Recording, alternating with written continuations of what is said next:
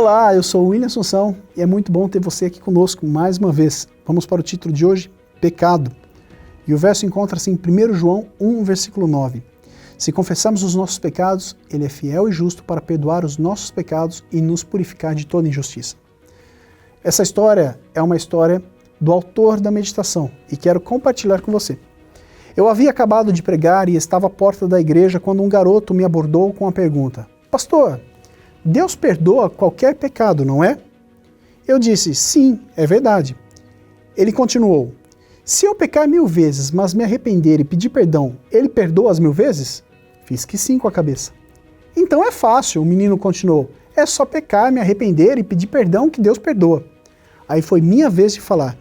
O que eu disse a ele naquela manhã de sábado, escrevo agora em oração, pedindo a Deus que ajude você a entender isso de uma vez por todas. Seria fácil se apenas Deus estivesse nessa equação, porque o pecado não muda Deus, mas muda você. Quando o assunto é pecado, você precisa lembrar algumas coisas. 1. O pecado não afeta o caráter de Deus. 2. O pecado não diminui o amor de Deus por você. 3. O pecado não altera a disposição de Deus para perdoar. 4. O pecado não limita a graça de Deus. 5. O pecado não muda Deus.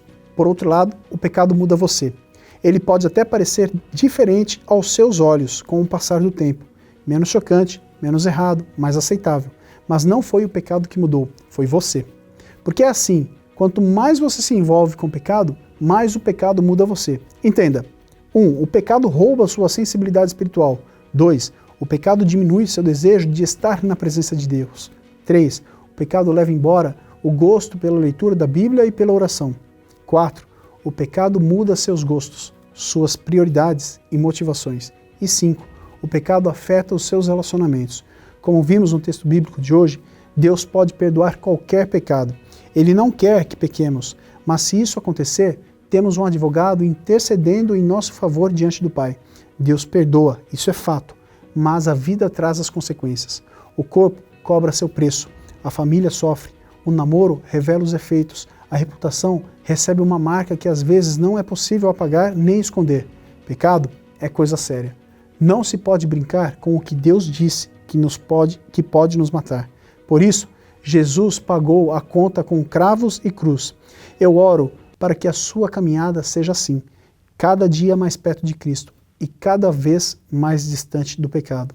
Então, lembre-se, entregue sua vida ao Senhor Jesus Cristo. Até amanhã.